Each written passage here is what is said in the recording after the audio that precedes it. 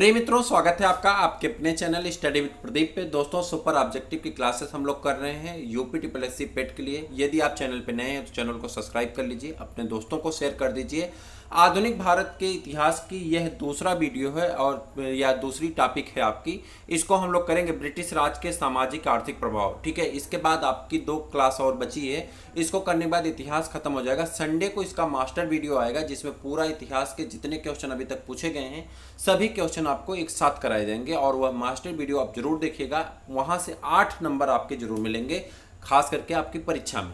उसके बाद model paper आपका लगातार चल रहा है। यदि आप नहीं देखते हैं तो जरूर देखा करिए। एक मॉडल पेपर कराया गया, दूसरा मॉडल पेपर आपका कराया जाएगा। 15 अगस्त से पहले हम लोग 25 मॉडल पेपर कराने वाले हैं जो आपकी परीक्षा की दृष्टि से अत्यंत महत्वपूर्ण होगा। आप जरूर देखिएगा। चलिए स्टार्ट करते हैं। पहला प्रश्न आपका उस वीडियो का बचा हुआ क्वेश्चन है, तो इसमें 7 नंबर का क्वेश्चन आ जाएगा। निम्नलिखित में से कौन अवध के कृषक आंदोलन का नेता था? राजस्व लेखपाल परीक्षा में पूछा गया और आगे आपको लेखपाल का पेपर भी देना है।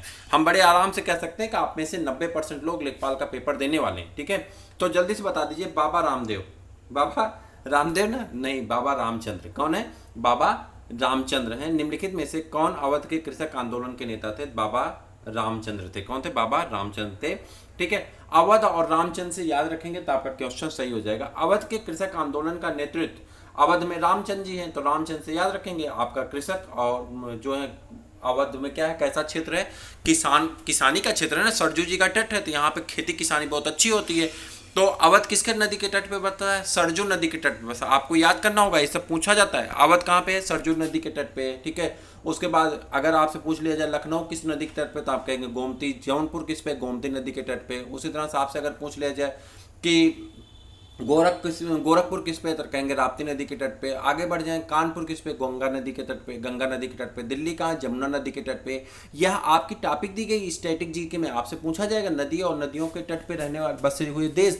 ठीक है, तो ये सब चीजें याद कर डालिए। लूसेंट में भी दिया गया और भी बुकों में दिया गया। ठीक है, आपके पास जो भी बुक हो वहां से याद कर डालिए। उसके बाद अगर आपसे पूछ लिया जाए जो है कि टांडा का नाम सुने हैं ना, वहां से बिजली उत्पादन की जाती किस पे है? सोनभद्र किस नदी पे है? ठीक है, या तो ये सब चीज़ें आप याद करिए, आपको बहुत काम देंगे। ठीक है, नदियों के पुल कहाँ कहाँ पे हैं, कौन से नदी पे कौन सा पुल बना है, बांध जिसे कहते हैं, बांध कहाँ पे, तो वो आपके लिए इंपॉर्टेंट होंगे। ठीक है, बांध याद करिए। मैं यहाँ कह रहा था कि सरजू जी की तट है अयोध्या में, तो अयोध्या में सरजू जी के तट होने के कारण क्या होगा कि ये जो क्षेत्र है ये क्या है, किसानी के लिए अनुकूल है। तो कृषक आंदोलन यहाँ से याद रख लेंगे। और अयोध्या में भगवान रामचंद्र जी का भव्य मंदिर बन रहा है, तो रामचंद्र जी को यहाँ से याद रख लेंगे, तो रामचंद्र जी यहाँ से हो जाएंगे। अयोध्या कृषक के लिए, तो कृषक आंदोलन के नेता कौन है?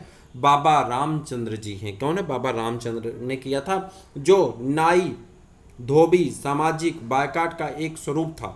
यह आंदोलन किसानों द्वारा उत्तर प्रदेश के प्रतापगढ़ जिले से चलाया गया था। प्रतापगढ़ जिला, जितने हमारे मित्रों को बताएं, राजा भैया का क्षेत्र है ना प्रतापगढ़। तो बताइए, प्रतापगढ़ जिले के जितने लोग मित्र हैं जल्दी से चैनल को सब्सक्राइब करिए, अपने दोस्तों को भी शेयर करिए। प्रतापगढ़ से हमारे बहुत सारे मित्र हैं जिससे बीच बीच में बात होती रहती। ठीक है, ब्रिटिश राज का सामाजिक आर्थिक प्रभाव। ब्रिटिश राज के सामाजिक आर्थिक प्रभाव आज की यही टॉपिक है और इस टॉपिक को हम लोग पढ़ने वाले हैं। आप इसको पूरे ध्यान से पढ़िएगा और आंसर करिएगा। विश्वविद्यालय अनुदान आयोग, जिसे आप यूजीसी कहते हैं, ठीक है, यूनिवर्सिटी ग्रांट कमीशन, यूजीसी, विश्वविद्यालय अनुदान आयोग का गठन किसकी सिफारिश पर किया गया था? यानी यूजीसी का गठन किसकी सिफारिश पर किया गया था? तो आप कहेंगे डॉक्टर सर्वपल्ली राधाकृष्णन के। तो आप बताएंगे कि डॉक्टर सर्वपल्ली राधाकृष्णन के। अच्छा, मैं आपसे एक क्वेश्चन और पूछ लूँ कि शिक्षक दिवस कब मनाया जाता है? आपसे मैं ऐसे क्वेश्चन पूछो, शिक्षक दिवस कब मनाया जाता है? तो आप कहेंगे राष्ट्रीय शिक्षक दिवस 5 सितंबर को मनाया जाता है। कब मनाया जाता है? 5 सितंबर को मनाया जाता है। तो फिर मैं अगर आपसे पूछ लूँ विश्व शिक्षक दिवस कब मनाया जाता है, आप कहेंगे 5 अक्टूबर को मनाया जाता है। अगर एक क्वेश्चन और बता दीजिए कि विश्व राष्ट्रीय बालिका दिवस कब मनाया जाता है, तो बालिका दिवस कब मनाया जाता है? तो आप कहेंगे 24 जनवरी को मनाया जाता है। कब मनाया जाता है? 24 जनवरी को। अच्छा, अंतर्राष्ट्रीय महिला दिवस कब मनाया जाता है? तो आप कहेंगे 8 मार्च को मनाया जाता है। तो सर्वपल्ली राधाकृष्णन के बारे में आपने पढ़ा होगा तो जानते होंगे। विश्वविद्यालय अनुदान आयोग के गठन की सिफारिश डॉक्टर सर्वपल्ली राधाकृष्णन द्वारा की गई थी। नवंबर 1956 में विश्वविद्यालय अनुदान आयोग एक यानी संवैधानिक निकाय बन गया था। हंटर आयोग के बारे में सुना है कभी? अगर आप बीएड वगैरह किए होंगे तो हंटर आयोग के बारे में पढ़े होंगे। तो हंटर आयोग, उसको ऊपर वाला भी क्वेश्चन नीचे वाला भी क्वेश्चन बताइए, हंटर आयोग ने किसके विकास पर अधिक बल दिया था? बीएड वाले तो हमारे जितने मित्र होंगे सब बता देंगे। किस पे बल दिया था? प्राथमिक शिक्षा पे ज्यादा बल दिया था। हंटर आयोग ने किस पे बल दिया था? प्राथमिक शिक्षा पे ज्यादा बल दिया था। ठीक है। 1854 में वुड डिस्पैच के पश्चात शिक्षा के क्षेत्र में हुई प्रगति की समीक्षा करने के लिए 1882 ईस्वी में डब्ल्यू हंटर की अध्यक्षता में एक आयोग नियुक्त किया गया था। यह आयोग प्राथमिक और माध्यमिक शिक्षा की समीक्षा तक सीमित था। इस आयोग की रिपोर्ट में प्राथमिक शिक्षा में सुधार और विकास पर विशेष बल दिया गया था। अच्छा, मैं आपसे एक क्वेश्चन पूछ रहा हूँ, आप ढूंढ करके आंसर बताइएगा कि जो 2021 की शिक्षा प्रणाली आपकी बात कही जाती थी ना, शिक्षा में सुधार किया जाएगा, नई शिक्षा नीति आएगी, तो जो नई शिक्षा नीति है ये किस, जैसे ये किस पे था? हंटर आयोग पे। वह किस आयोग पे निर्भर करता है तो आप बताएंगे कमेंट करके। ठीक है। 1881 में केसरी अखबार, 1881 में केसरी अखबार की स्थापना किसने की थी? क्वेश्चन बड़ा आसान सा है और आपका आंसर भी मुझे उम्मीद है कि आ जाएगा। किसने की थी? तो आप कहेंगे मदन मोहन मालवीय ने की थी। किसने की थी? मदन मोहन मालवीय ने की थी। 1881 ईस्वी में केसरी अखबार की स्थापना बाल गंगाधर तिलक द्वारा की गई थी। किसने की थी? बाल गंगाधर तिलक ने। सॉरी, यहाँ पे थोड़ा सा कंफ्यूजन हो गई। 1881 में केसरी अखबार की स्थापना किसने की थी? बाल गंगाधर तिलक ने। किसने की थी? बाल गंगाधर तिलक ने। 1881 में केसरी अखबार की स्थापना बाल गंगाधर तिलक द्वारा की गई थी। यह समाचार पत्र मराठी भाषा में प्रकाशित होता था। किस भाषा में? मराठी भाषा में प्रकाशित होता था। याद रखिएगा, किसके द्वारा की गई? बाल गंगाधर तिलक के द्वारा। प्रकाशित किसमें होता? मराठी भाषा में प्रकाशित होता था। इसके साथ ही मुंबई से मराठा नामक समाचार पत्र का प्रकाशन अंग्रेजी भाषा में किया गया। इसके साथ ही बाल गंगाधर तिलक ने मुंबई से किसका संपादन किया? मराठा नामक समाचार पत्र का संपादन किया, जो कि अंग्रेजी भाषा में किया जाता था। मराठा का जो समाचार पत्र निकलता था अंग्रेजी भाषा में, और जो केसरी पत्रिका निकलती थी, कहाँ से निकलती है केसरी पत्रिका? बाल गंगाधर तिलक द्वारा स्थापना की गई थी। यह मराठी भाषा में थी। याद रखिएगा, केसरी मराठी भाषा में और मराठा जो था अंग्रेजी भाषा में था। दोनों एक समाचार पत्र है और एक अखबार है। ठीक है, चलिए आगे आ जाते हैं।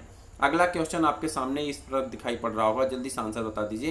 तो एक क्वेश्चन आपके सामने है, हाँ, किसने 1862 ईस्वी में इंदु प्रकाश का प्रकाशन किया? क्वेश्चन बड़ा बेसिक सा है लेकिन बहुत अच्छा है।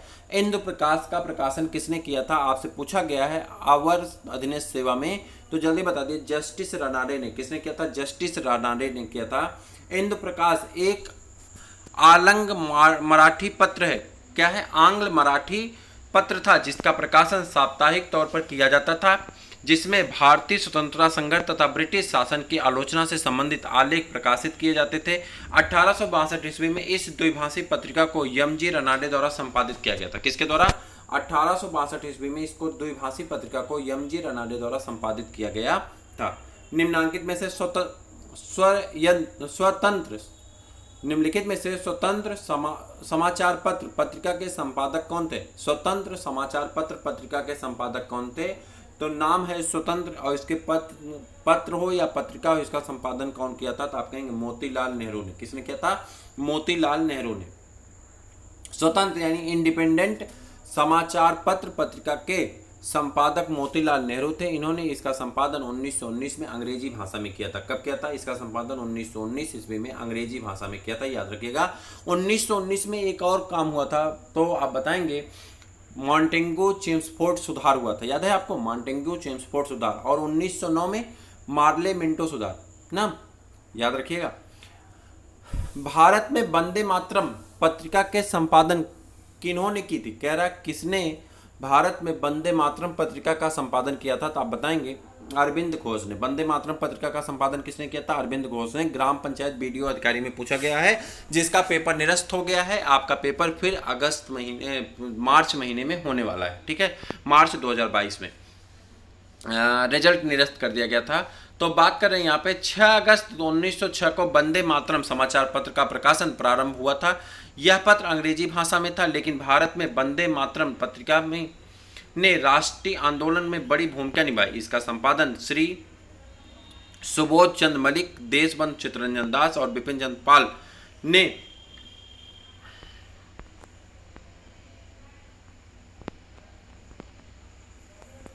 बिपिन चंद्र पाल ने श्री अरविंद घोष के संपादन में की थी। किसके? श्री अरविंद घोष के। किसके? श्री अरविंद घोष के संपादन में की गई थी। तो आंसर कौन सा आपका सही होगा? अरविंद घोष। क्या होगा? अरविंद घोष के संपादन में की गई थी। ठीक है। निम्नलिखित में से कौन से युग्म सही ढंग से मेल नहीं खाते हैं? कह रहा कौन सा ऐसा युग्म है जो सही ढंग से मेल नहीं खाता? बताइए, सही ढंग से मेल नहीं खाता। आंसर बता दीजिए कौन सा सही है, जल्दी बताइएगा। समय का संक्षिप्त इतिहास, अल्बर्ट आइंस्टीन। पुराने पत्रों का एक समूह, जवाहरलाल नेहरू, सही है। समय का संक्षिप्त इतिहास, ये आपका सही नहीं है। ठीक है, तो समय का संक्षिप्त इतिहास अल्बर्ट आइंस्टीन, यही आपका आंसर होगा, क्योंकि गलत वाला हमको आंसर बताना था। अब Midsummer Night's Dream, William Shakespeare. और उसके बाद राजनीतिक अर्थव्यवस्था की आलोचना में योगदान, कार्ल मार्क्स। तो आंसर सही होगा, सही सुमेलित हैं। पुराने पत्रों का एक समूह किसने? जवाहरलाल नेहरू ने। समय का संक्षिप्त इतिहास स्टीफन हॉकिंस का। समय का संक्षिप्त इतिहास किसका है? स्टीफन हॉकिंस का है। The mid summer night dreams, William Shakespeare का। राजनीतिक अर्थव्यवस्था की आलोचना में योगदान किसने? कार्ल मार्क्स की रचना है। ठीक है, याद रखिएगा, काम देगा आपके एग्जाम की दृष्टि से, महत्वपूर्ण। वेदों की ओर चलो, वेदों की ओर चलो। स्वामी दयानंद सरस्वती। किसने? दयानंद सरस्वती ने कहा कि आपको कहाँ चलना? वेदों की ओर लौटना। वेदों की ओर लौटो का नारा स्वामी दयानंद सरस्वती ने दिया था। इनका जन्म 1824 ईस्वी में गुजरात के मोरबी नामक गांव में हुआ था। इनके बचपन का नाम मूल शंकर था। इन्होंने 1875 ईस्वी में आर्य समाज की स्थापना की थी। याद रखिएगा, आर्य समाज की स्थापना किसने की थी? तो आप कहेंगे स्वामी दयानंद सरस्वती ने। किसने की थी? इनकी पुस्तक का नाम भी आपसे बहुत ज्यादा पूछा जाता है, सत्यार्थ प्रकाश। इनकी पुस्तक का नाम क्या है? सत्यार्थ प्रकाश। याद रखेंगे, सत्यार्थ प्रकाश। ठीक है। स्वामी दयानंद सरस्वती ने किस शहर में पहली बार 1875 ईस्वी में आर्य समाज की स्थापना की थी? कहाँ पे? मुंबई में। कहाँ पे? अब बम्बई हो गया, पहले बॉम्बे में की थी। कहाँ पे? अब मुंबई हो गया, पहले बॉम्बे में की थी। आर्य समाज की स्थापना किसने की थी? आर्य समाज, देखिए क्वेश्चन पूछा जा रहा है, आर्य समाज स्वामी दयानंद सरस्वती ने। वीडियो में पूछा गया प्रश्न है। ठीक है। स्वामी विवेकानंद द्वारा 1897 में रामकृष्ण मिशन की स्थापना की गई थी। किसकी? रामकृष्ण मिशन की स्थापना की गई थी। स्वामी विवेकानंद के जन्मदिन पे 12 जनवरी को क्या मनाया जाता है? राष्ट्रीय युवा दिवस मनाया जाता है। राष्ट्रीय युवा दिवस स्वामी विवेकानंद के जन्मदिन पे मनाया जाता है 12 जनवरी को। जबकि 12 अगस्त की अगर हम बात करें तो 12 अगस्त को विश्व युवा दिवस मनाया जाता है। विश्व युवा दिवस कब मनाया जाता है? 12 अगस्त को। और राष्ट्रीय युवा दिवस मनाया जाता है आपके 12 जनवरी को। ठीक है, याद रहेगा। चलिए आगे बढ़ जाते हैं अगले प्रश्न की तरफ। कह रहा स्वामी विवेकानंद का जन्म 12 जनवरी 1863 को हुआ था। 12 जनवरी को जन्म हुआ था, इसलिए 12 जनवरी को क्या मनाया जाता है? राष्ट्रीय युवा दिवस, राष्ट्रीय युवा दिवस 12 जनवरी को मनाया जाता है। और विश्व युवा दिवस कब मनाया जाता है? 12 अगस्त को। याद रखिएगा, 12 जनवरी को 1863 को कोलकाता में हुआ था। इनके बचपन का नाम नरेंद्र नाथ दत्त था। यह दक्षिणेश्वर के स्वामी कहे जाने वाले रामकृष्ण परमहंस जी के शिष्य थे। अमेरिका प्रवास से बचपन वापस आने के उपरांत स्वामी जी ने 1897 में रामकृष्ण मिशन की स्थापना की थी। क्या? 1897 में रामकृष्ण मिशन की स्थापना की थी। रामकृष्ण मिशन का मुख्यालय कहाँ है? तो रामकृष्ण मिशन का मुख्यालय कहाँ है? कोलकाता में। कहाँ पे? रामकृष्ण मिशन का मुख्यालय कहाँ पे है? तो आप कहेंगे कोलकाता में। कहाँ पे है? बेल्लोर मठ। कहाँ पे? बेल्लोर मठ। और बेल्लोर मठ कहाँ पे? कोलकाता में। देखते हैं, रामकृष्ण मिशन की स्थापना स्वामी विवेकानंद ने 1 मई 1897 ईस्वी 1 मई 1897 ईस्वी को किया गया था। रामकृष्ण मिशन मुख्यालय कोलकाता के बेल्लोर मठ में स्थित है। मिशन, ठीक, रामकृष्ण मिशन नामकरण रामकृष्ण परमहंस के नाम पर हुआ है यह। ठीक है, आगे बढ़ जाते हैं।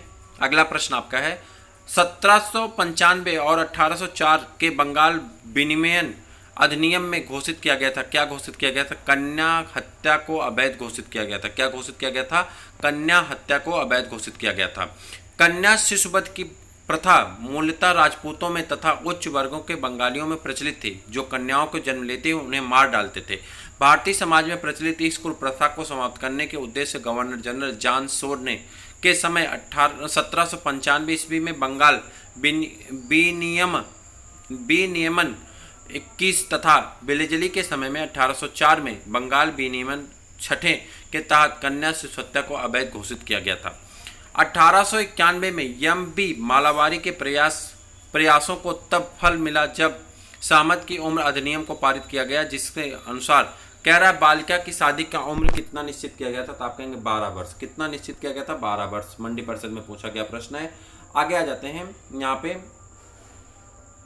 अगला 1892 में राजा राम मोहन राय ने एक नई धार्मिक संस्था की स्थापना की जिसे कहा जाता है, तो इसे क्या कहा जाता है। इसमें देखिए एक थोड़ा सा इसमें आपके कन्फ्यूजन है, तो इसमें आएंगे हम लोग, इसका कन्फ्यूजन दूर करेंगे। यहाँ पे राजा राम मोहन राय ने अपने सिद्धांतों के प्रचार प्रसार हेतु अपने कुछ सहयोगियों के साथ मिलकर कलकत्ता में 1815 ईस्वी में आत्मी सभा नामक संस्था की स्थापना की थी। किसकी? आत्मी सभा नामक संस्था की स्थापना की थी। ठीक है, आंसर भी आयोग ने इसी को माना है, लेकिन क्यों, आगे देखते हैं क्यों इसका आंसर गलत बताया जा रहा हो।